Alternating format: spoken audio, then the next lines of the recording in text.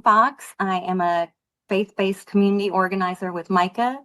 I am also a Doctor of Ministry student in the Religious Communication and Public Theology program, Dr. Johnson's, and glad to be here with you sharing voting information. Thank you.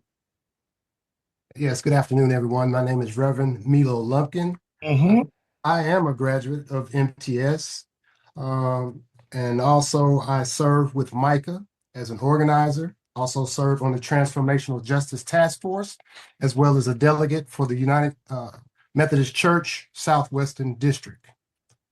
All right. All right. You're up. Thank you. Amen. Do I have the capability to share my screen, Dr. Johnson? Oh, yeah.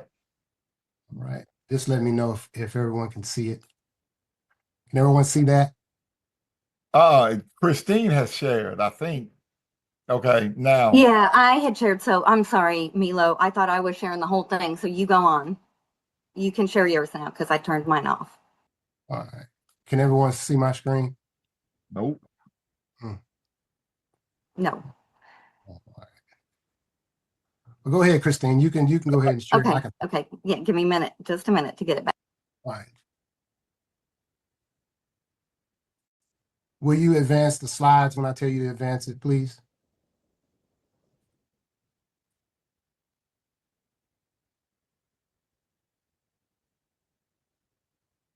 All right. There you go.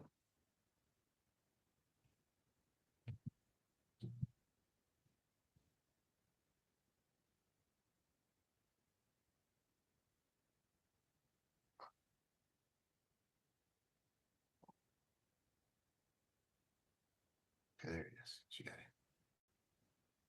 it. Okay. Milo, can you see? Yes, I can see. Am I on the right side? Yes, you are. That's slide. Okay. All right. Go ahead then. As long as everyone else can see. Would you advance it when I give you the nod, please? Yes, absolutely. I will. Okay. All right. All right. Sorry about that, everyone. Again, I hope everybody's had a great time today, and I hope you got a little light snack or refreshment in this portion because it's lunchtime. But my name again is Reverend Milo Lumpkin, and I'm going to, in my portion of today's presentation, I'm going to talk about why voting matters. Why voting matters and the consequences of non-voter participation. I want to start this, advance to the next slide, please, Christine.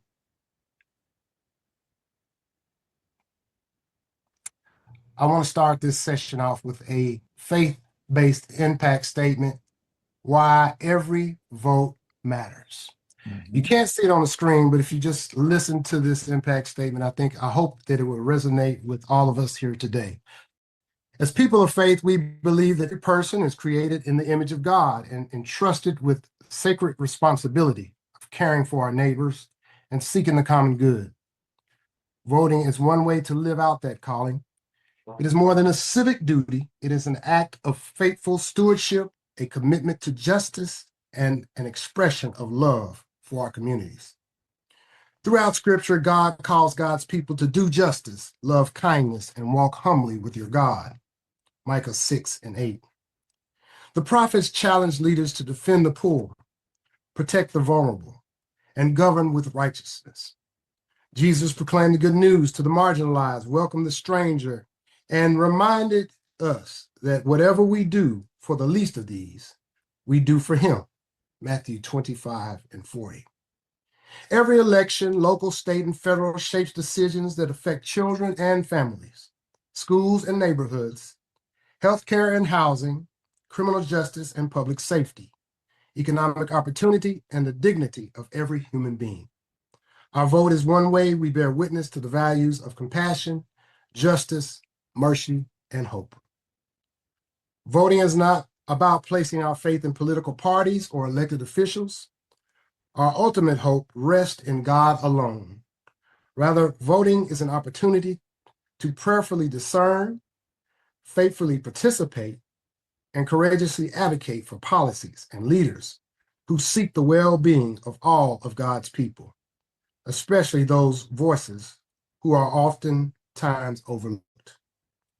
When we vote, we proclaim that every person matters because every person matters to God. We reject apathy and embrace responsibility. We choose participation over indifference and hope over despair. Our vote becomes an act of discipleship, a public witness that faith is not confined to our sanctuaries, but it is lived out in our communities. May we approach every election with prayerful hearts, informed minds, and a steadfast commitment to justice. For when people of faith faithfully engage in the public square with humility, integrity, and love, we will help build communities that more reflect God's vision of justice, peace, and abundant life for all. Every vote is a gift. Every vote is a witness. Every vote is an opportunity to love our neighbor and seek the common good.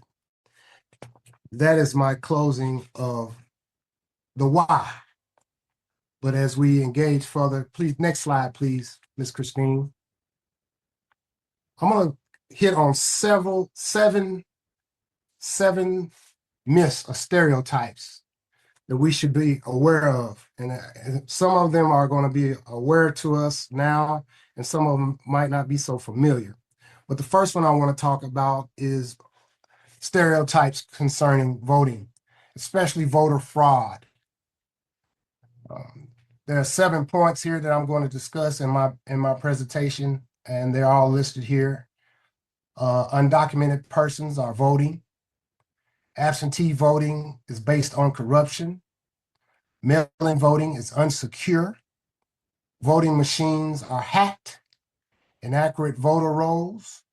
Fraud during state certification and election day result certification. Next slide, please.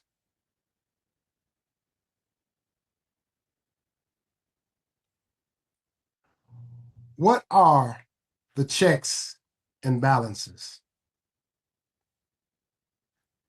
As you see here, fact number one, states have the ability to verify their eligibility of their voters. Under federal and state law, only citizens can vote. Registered voters must swear to their U.S. citizenship under penalty of criminal prosecution. And all voters' names and addresses are recorded. Ineligible voters face several penalties, including jail time, fines, and deportation. States are required to conduct regular list maintenance to remove ineligible voters. And I know it looks like these are typos. I think it's a matter of our different operating systems. So just ask that you bear with me on that, because I don't remember those typos being in my presentation, but let's bear along. Next slide, please.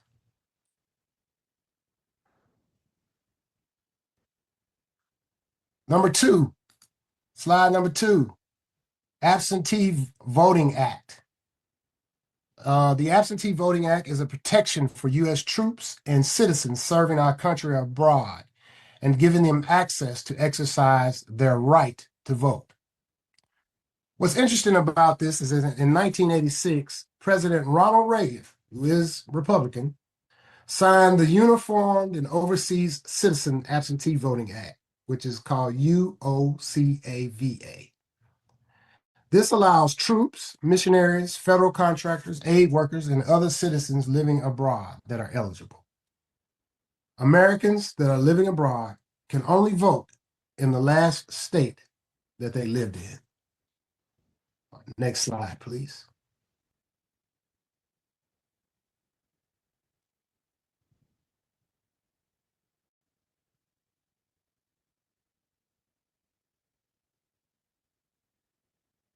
Fact number 3, voting by mail and drop boxes are safe and trustworthy. Mail ballots have been successfully used in the U.S. elections for over 150 years. 31 states use signature comparison to verify mail-in ballots. 42 states require voters to request a mail ballot, which goes through a verification process. 8 states send mail ballots to every eligible voter each election. And my last point, a person is more likely to be struck by lightning than to commit mail ballot fraud. Next slide, please.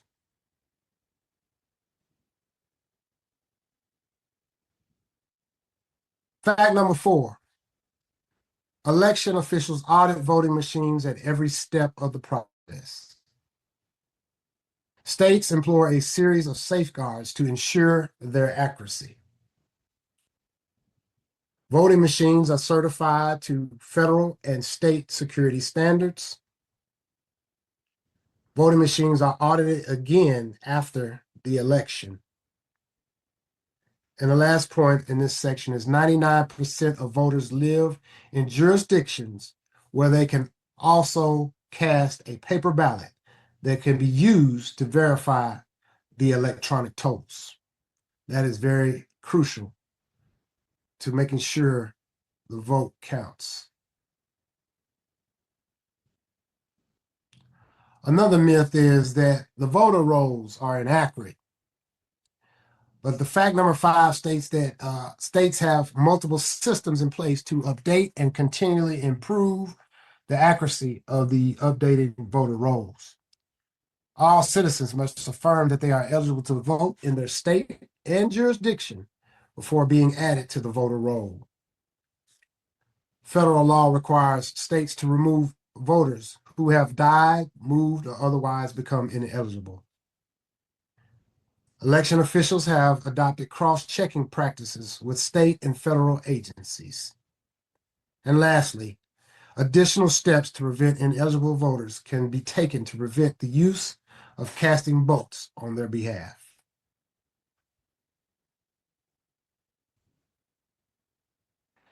And I hope everyone can see this picture. This is the picture where Donald Trump solicited 12,000 more votes so he could take the state of Georgia. And as we see here in fact number 6, state certification laws require officials to sign off on those results that the election workers have counted. So that means that each state has present procedures and timelines for how these ballots should be counted. After a series of checks that confirm the accuracy of the results, officials sign off and recertify them. So this is an ongoing process, and the certification process is very, very rigorous.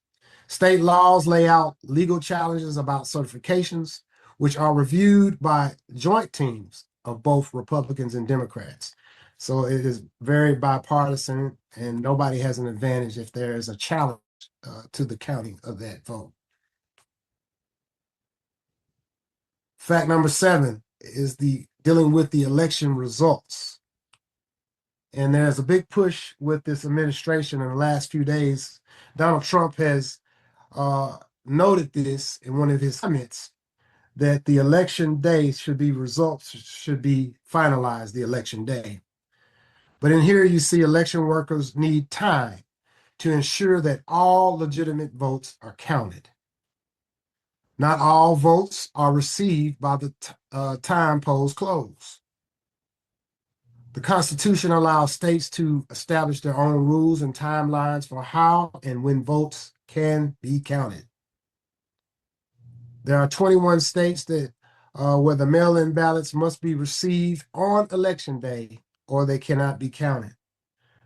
But there are also 6 states, which we call the swing states, i.e. Philadelphia and some other states in the Midwest, prohibit ballot processing before election day. So that process alone would not allow for election results the same day of the election.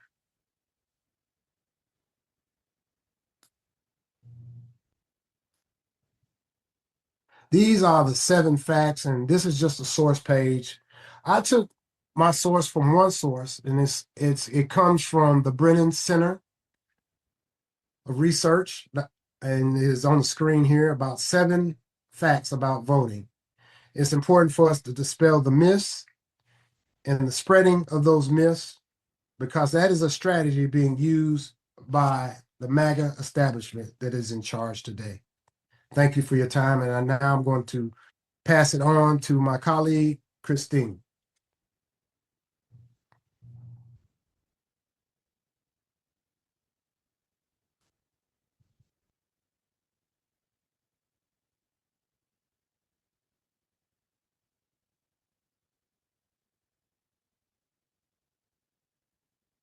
Okay, y'all, sorry, I am not, I haven't done a whole lot of, What is it? okay. Need to be back on the presentation, which is right here. Okay. All right. Can everyone hear me? Yes. Okay. Okay. Yes. And everyone can see the presentation. Okay, fabulous. Yes. Okay. Oh, wait a minute. Okay. I'm sorry, y'all. So Milo is right. The formatting got, when I put the slides in, the formatting got thrown off. So I'm sorry, I'm going to have to skip ahead a little bit. Okay. So what MICAH has put in place is setting up our partner orgs, which are congregations and other nonprofits, as voter hubs. So MICAH provides the tools, and the congregations provide, right, the people power. So voter hubs are, as it says here, a location where a group of people conducts voter engagement activity, including voter registration, education, and outreach. And then at these partner organizations, we do ask that the congregations will designate faith captains.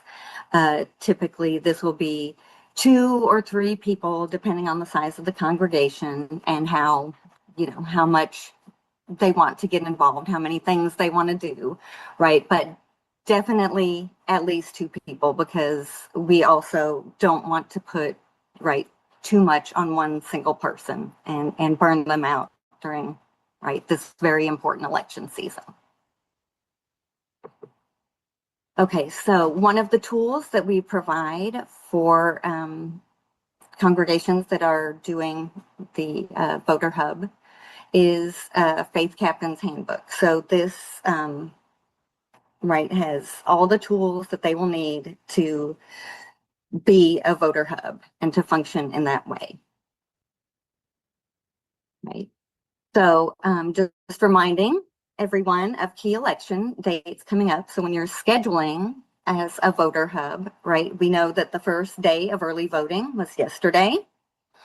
So during the period from yesterday up until August 6th, election day, right, we're focusing on get out the vote activities, election protection activities, right? So then the last day of early voting is Friday, August 1st, election day, Thursday, August 6th.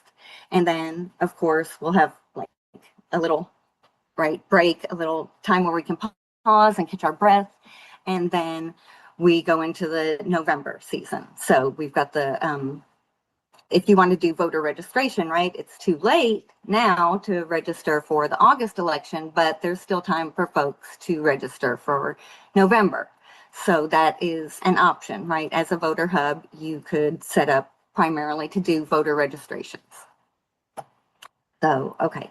Absentee ballot requests must be, let's see, that's August 5th to October 24th. And then, of course, election day on November 3rd. What? What does, go ahead. Okay. Okay, so here is, right, we can check our voter registration status, which, as some of you may know, we had a little, I don't know, kerfuffle recently where people were checking their statuses and found that they were no longer active voters. So, yeah, that, right, that that was a little alarming for some folks. Okay, so this is, sorry about that.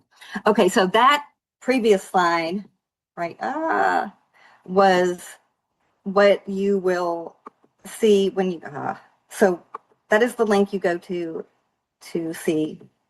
Oh my gosh, why is this happening? Okay, there we go. this is the page that you will see. So this is where you will go to find your polling location and what districts you're in for, like, county commission, your city councilor, school district. So this is what the screen will look like. Right, you enter your address up here, and then I don't know how many of you have used this website, but it is very not user friendly. So sometimes it takes a few tries to get it to actually show you your information. Like, it's there, but you can't get to it. So here is where it is showing the voter information, and you can see that for the current election cycle that we are in, there's arrows pointing to that we're electing county commissioners and U.S. Congress. Okay, this is oh goodness, sorry. Not yet. Okay. Election protection hotline. If you are at the polls and someone you know or just someone you see is experiencing a voting issue, you can call the election protection hotline to report this activity or lack of activity, right? Just to report what you see going on. There are also poll observer trainings that are going on, which I am not sure when the next one is, but can certainly find that out, and you can, I can let you know that after if you're interested. But so poll observer training is, they have both inside and outside poll observers, that is inside, you're actually inside the polling location. Outside is obviously people checking outside. And this is throughout early voting and on election day. Okay, so these are the 6 tactics that MICAH provides for those who are hosting a voter hub. So, we have by July 7th, check voter status. Of course, this will apply also to November. You would want to make sure you're eligible to vote then. So we just had our public meeting on the 12th. So that was an option for, acting as a voter hub to get the congregations out. So poll observers, as I just mentioned, recruit poll observers and send to trainings, which are on Tuesdays. Yes, so that's a helpful bit of information there. I want to say they may be every 2 weeks, but I'm not 100% sure of that. Oh, dang it. I'm so sorry, y'all. I am not super Canvas savvy, so bear with me here. Okay. We have host an event. So we've got a variety of events, poll party, which is especially pertinent if you are a polling location. So one of our partner orgs, Shady Grove Presbyterian, has signed on as a voter hub. And they started this past Thursday with a faith and democracy session, which you see here. Oh, and it says democracy and faith. I need to fix that.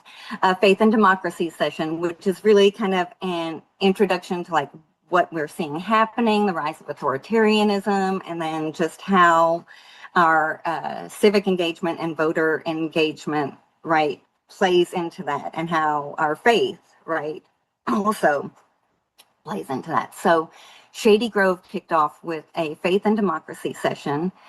They are also scheduling some postcard writing, which is very easy. That is very easy entry. So, and we have several congregations that are doing just primarily postcard parties.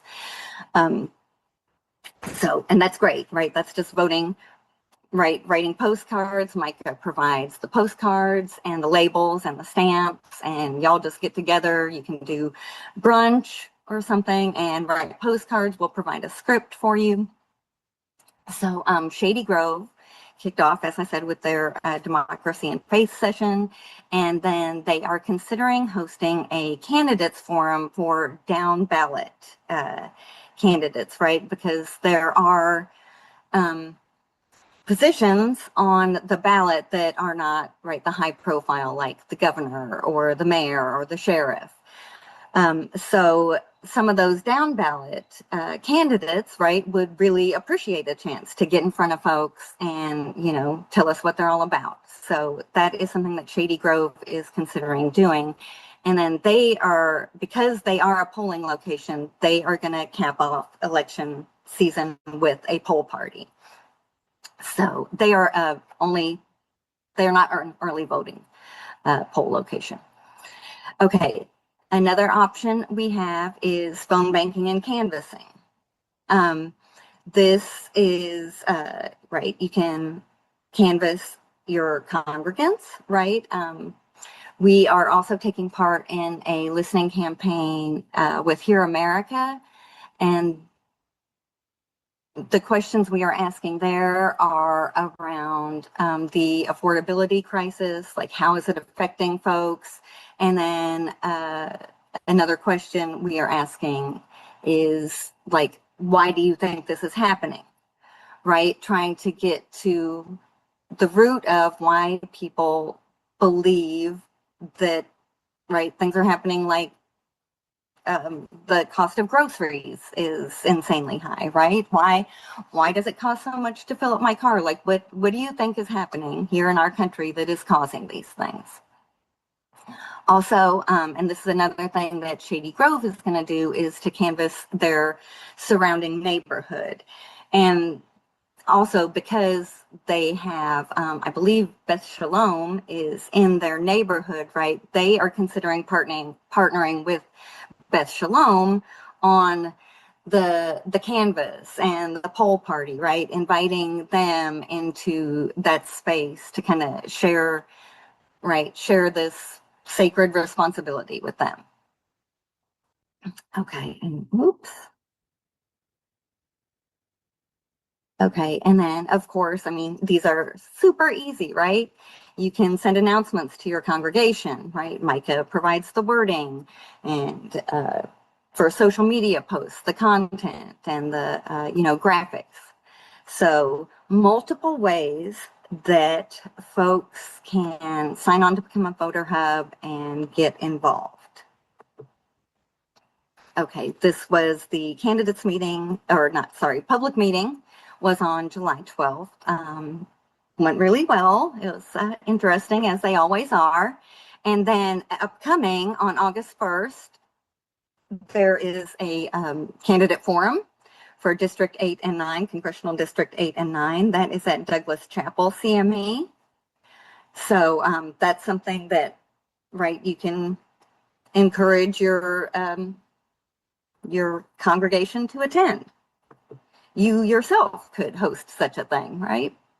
Okay, so public meeting. Sorry, y'all, I forgot to take those out.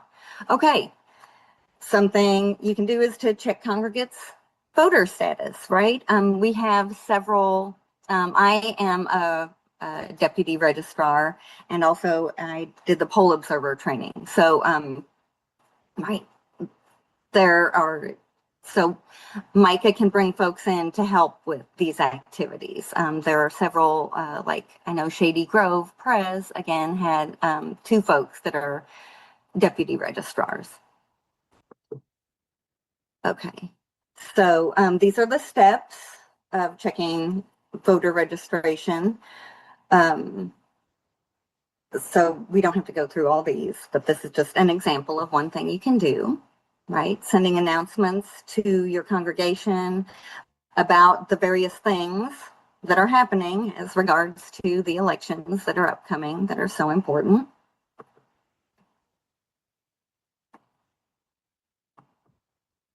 Okay, recruiting poll observers. This training, I'm not sure if it's every Tuesday. Again, I can find that out, but it is a Tuesday training. It takes about an hour. It's virtual. And I know they're really good about answering questions if you have them offline as well. Okay, so there's information about poll observers, and I can share, of course, all this information with anyone who is interested. Okay, so here's the phone banking and door-to-door canvassing, right? Those, the door-to-door canvas can be, especially for folks who are talkers. That is a really good way to, get out there, get to know your neighbors, and get a good feel for how folks are feeling about things. There is, with the canvassing, there is an option of doing like an event canvas, like at, say, the Levitt Shell or any other event that's happening around town. You can get permission and go there and do canvas on the spot right there where you've got like almost a captive audience. And the steps, we don't need to go through all those right now, but suffice to say that we've got you, right? We know what we're doing here and we'll help you get through it. Okay, hosting an event. So the picture on the top left, that is a poll party MICAH hosted a few years ago. This photo right here, I don't know if y'all can see me circling. Okay, that's our MTS own very Reverend Aletha Washington. She recently presented a Faith and Democracy session, went really, really well. And so with the Faith and Democracy sessions, MICAH does provide the presenters. I mean, unless you have, your congregation has someone that's really raring to go and would like to help be a co-presenter. We love that. Okay. Postcard writing party, right? MICAH provides all the materials. Y'all can pay for stamps if you want to. If not, we got it. Ballots and brunch. This is a 30 to 60-minute session, typically after service, and y'all can decide, right? I mean, this is called ballots and brunch because, reviewing sample ballots, y'all talk about the candidates, maybe do some research on the spot and make your voting plan. I believe someone mentioned that earlier. Dr. Fisher, about how Abyssinian, has a voting plan and they're going to go vote. I believe I heard him say the last day of early voting. Okay, here's a candidates forum, right? So invite folks to come to your place and hear from candidates. March to the polls or a poll party, right? If you are not a polling location, but are near one, then if you wanted to do something like what Dr. Fisher is going and all go together, right? Have your voting plan ready, then you could march from your location or a designated wherever and march together to the polling location. Maybe pull some folks in as you're walking. Okay, so here is our QR code to sign up to be a voter hub. Again, you don't have to, if you don't want to get out your phone now or you're busy eating lunch, whatever, all of this information will be provided to you afterward. So we want to make it as easy as possible for folks to be able to sign up to be a voter hub. So next steps, what should you do? So speak to your church administrator to learn how to get announcements out. Okay, well, this is right. Y'all may or may not be the faith captains. Probably those would be your lay leaders. So I believe, is this it? Okay, that is my last slide, it looks like. So I am going to, let's see, go back maybe to the QR code. There we go. So I will open it up for questions, and those are both to Milo or myself. And thank y'all so much for listening. All right, questions, comments? Yes, my name is Ashley. I do have a question. Is there a way that you all can list your contact information so we maybe can reach out to you if we're doing maybe an event or something like that, or just maybe have questions about certain things that corresponds to voting? Yeah, absolutely. I will put mine in the chat, and I'm sure Milo will do that as well. And Ashley, I actually think I probably already have your info, but yeah, I'm happy to put mine in here. Oh, cool. Yes. Thank you. Thank you. Yeah, I'm gonna save that information, and I'll definitely be reaching out to you. Cool. Great. I'm looking forward to it.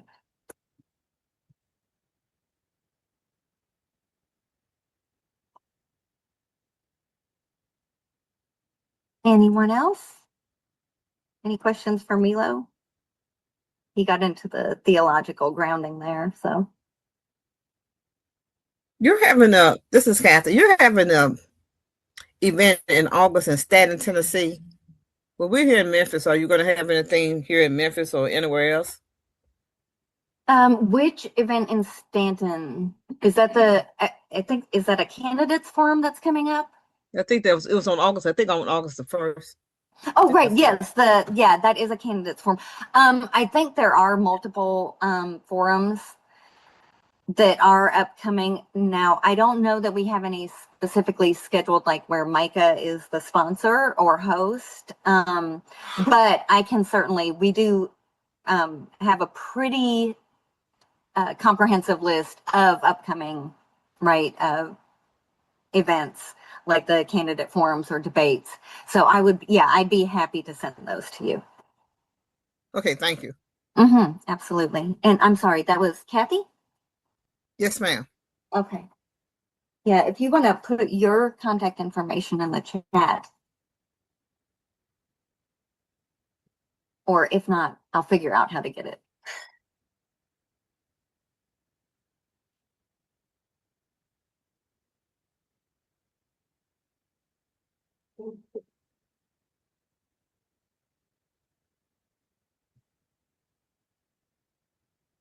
All right, anyone else?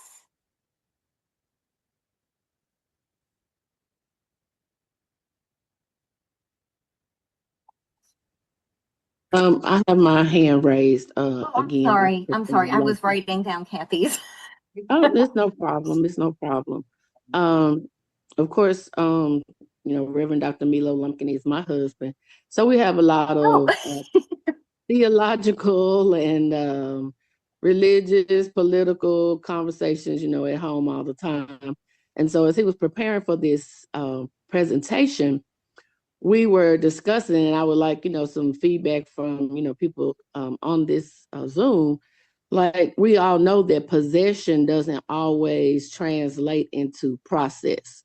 So a lot of the information that's being presented, we all know, like, it's out there a million and one times, the information in regard to how to register to vote, where to register to vote, where to go cast your vote, all of that, and even information to dispel the myths about voting. But with all of that being said, short of physically taking the person to the polling place and marking it for them, why is all this information out here not translating into actual voting practice? That is, it's a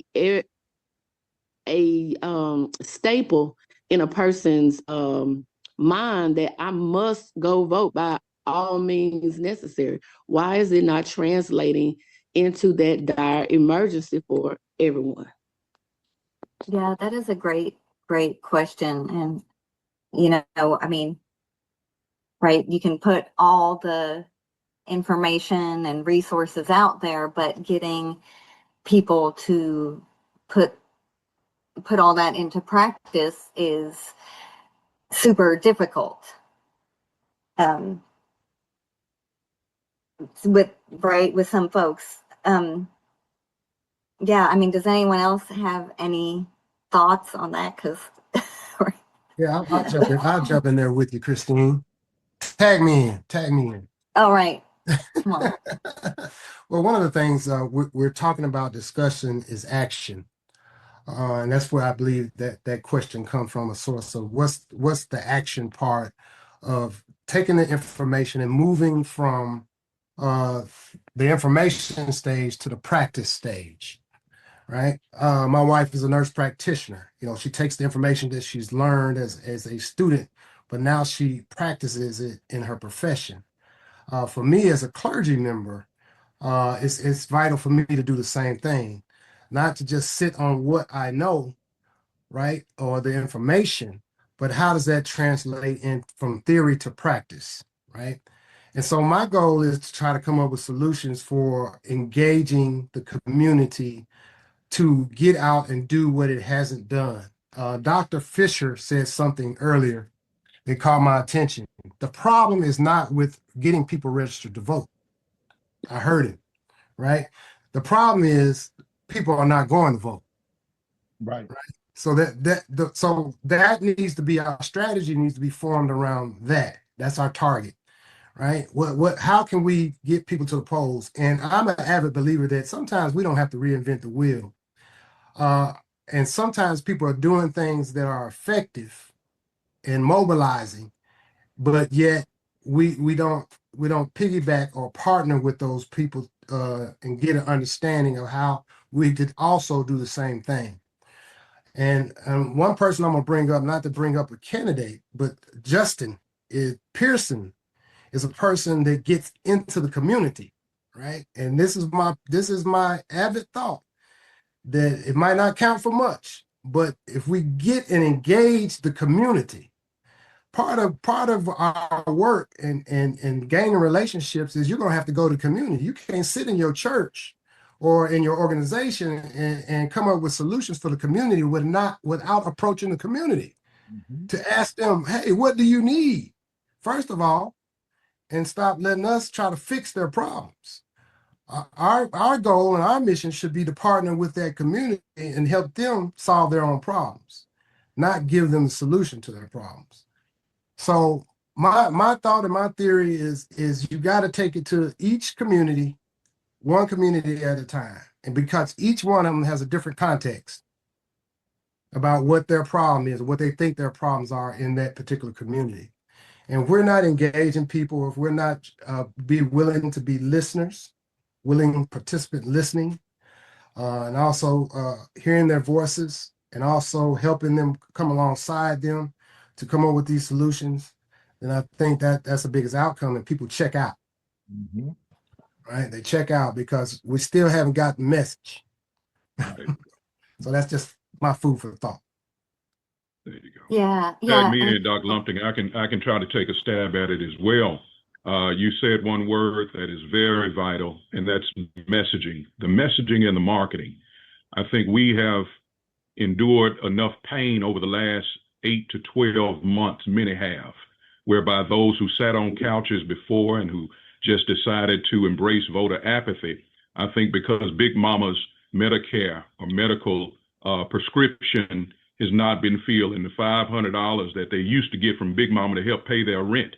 Now it's because of the individual that's in office or those that are in office, whereby Big Mama didn't receive the benefits she once received, the SNAP benefits that one once received. It's because of individuals who are in office that your child can't go to the Head Start program. And so we need to make certain that we meet individuals where they are and share with them that the pain and the issues, the uncertainty that we are now facing, it is a direct result of individuals not voting.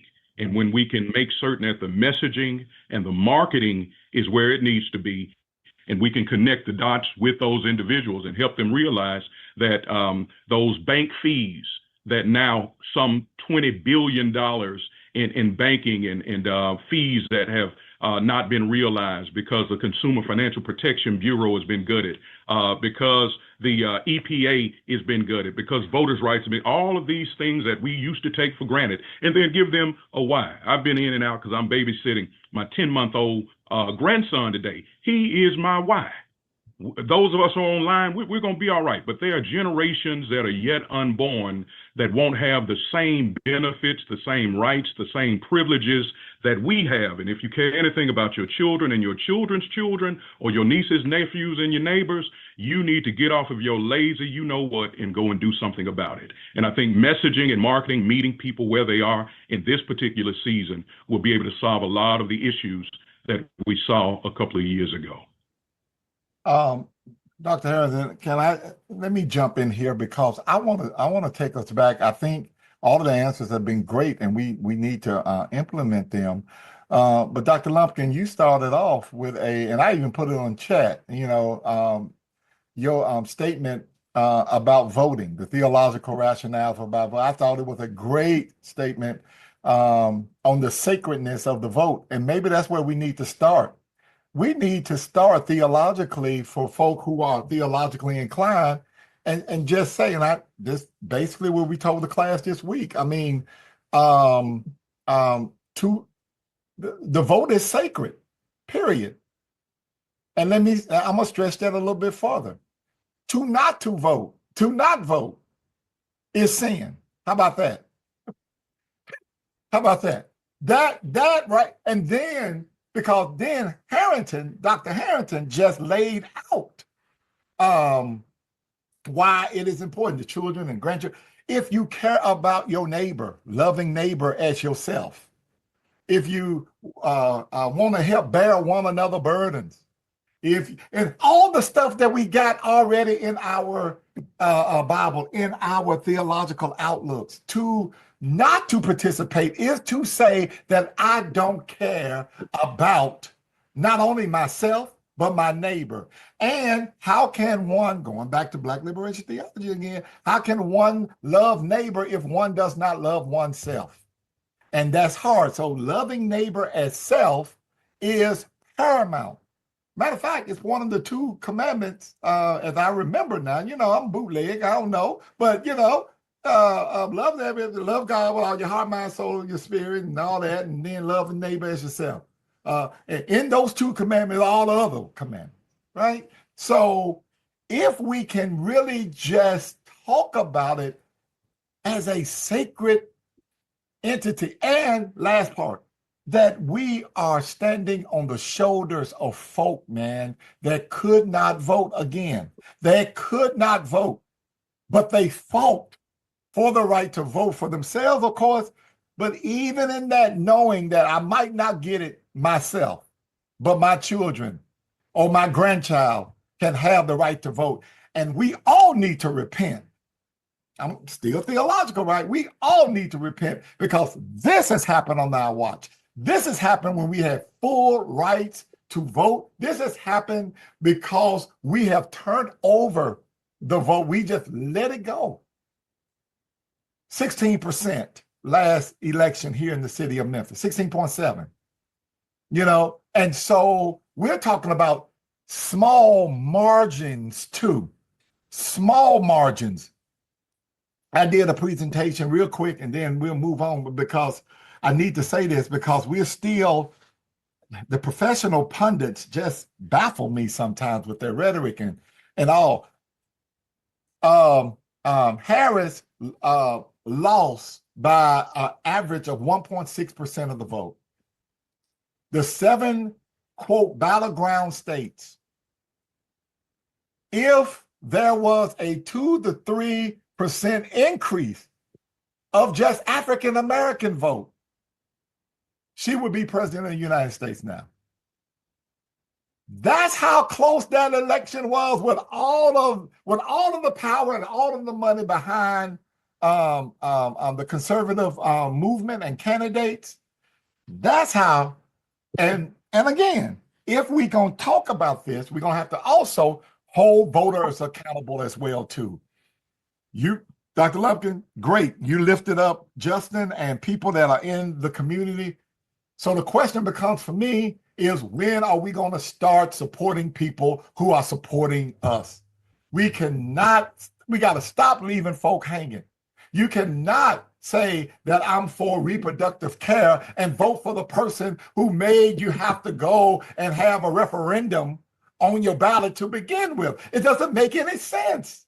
You cannot do that anymore. And that's where the prophetic rhetoric comes in at, because somebody just gonna have to sit down and talk to people and just say, farmers, you knew how tough the tariffs were back in 2017.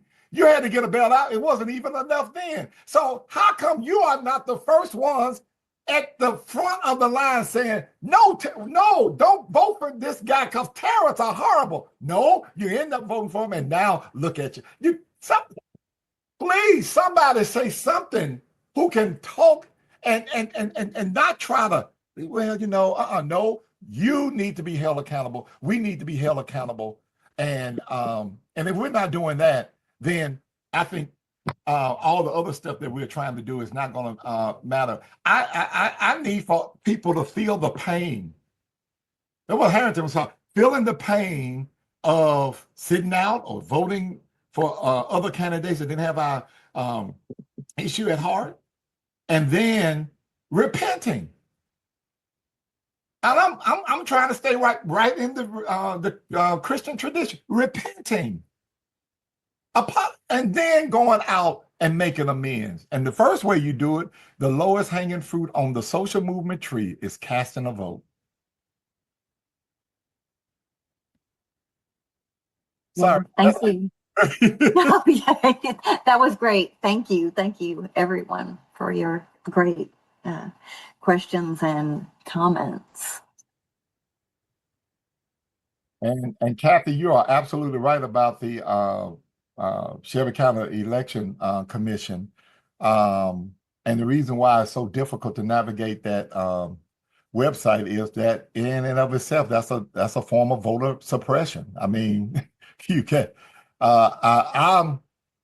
We went over the ballot on Thursday night at our church virtually. We had several people come in and join us, but and I was demonstrating at the time, look how many clicks you got to do in order to get to where you want to get.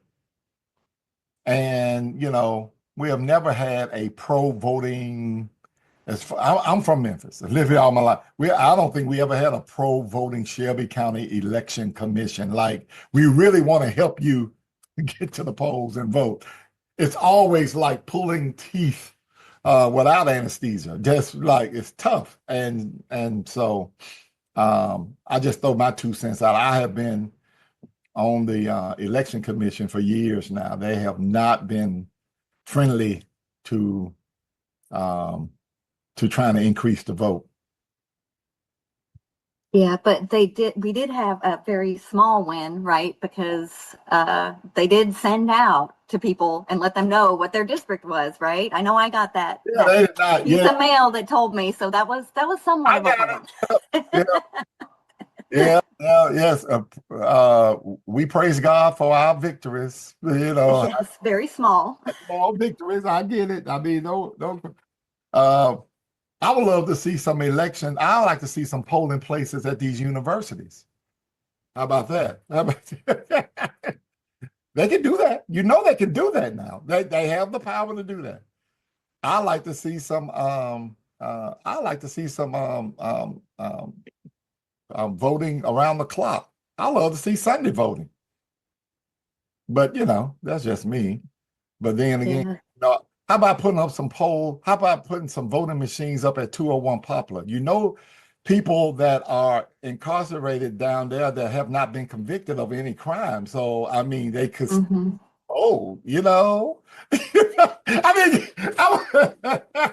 So what would it look like if you got a campaign for the prison vote? Mm-hmm. I think that I may be too far out there on voting, because I think if you're living under any kind of government and you have to follow rules and regulations, you should be able to vote. But that's just me. Mm-hmm. Yeah, at least we're not Mississippi though, because they can only vote on election day. There is no early voting. So and that's yep. So. Dr. Lumpkin, go ahead on,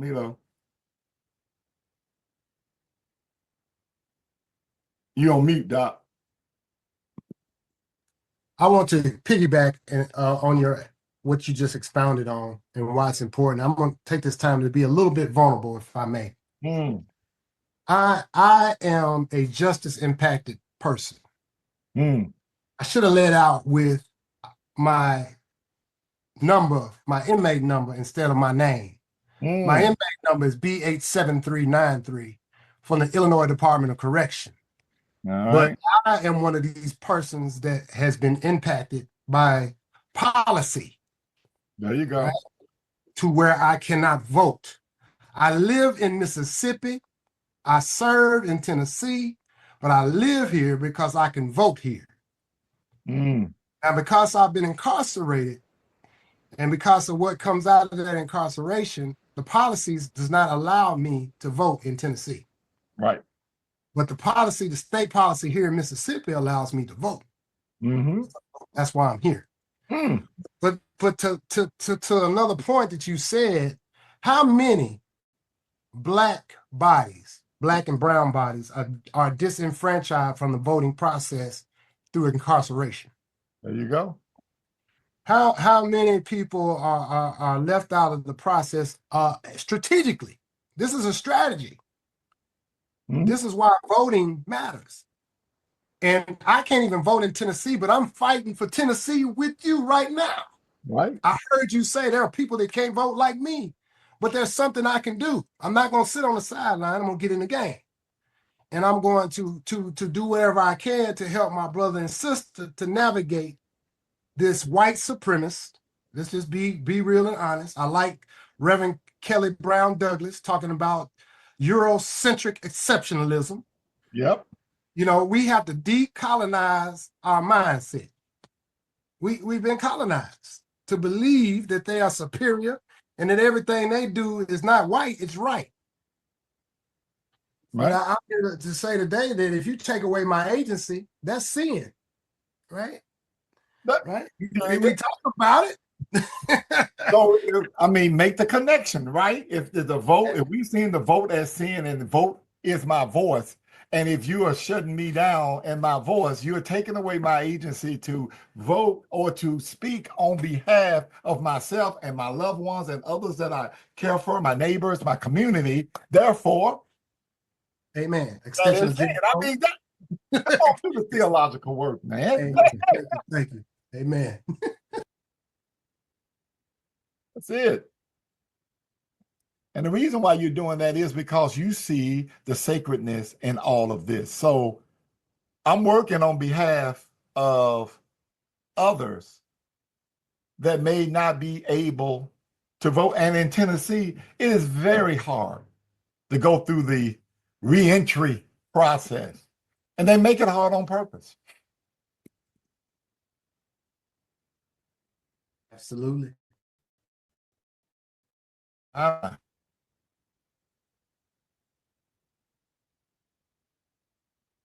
Well, all right. If there are no any more comments or questions, information about the Voter Hub, MICAH's Voter Hub is in the chat.